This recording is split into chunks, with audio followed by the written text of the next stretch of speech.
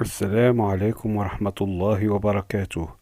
ستشاهدون في هذا الفيديو جهاز صغير يبين مستوى البطارية أثناء عملية الشحن.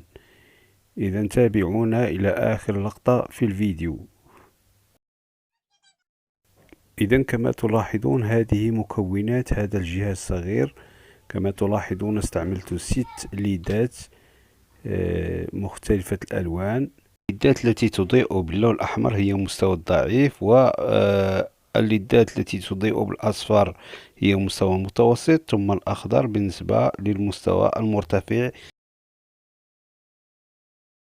استعملت أيضا ديودات من نوع زينير، وهنا رتبتهم من الأصغر إلى الأكبر. إذا الديودات التي لديها فولتية صغيرة هي للمستوى الضعيف أو المستوى الأقل. نبدأ بعملية تلحيم هذه المكونات، فابقوا معنا.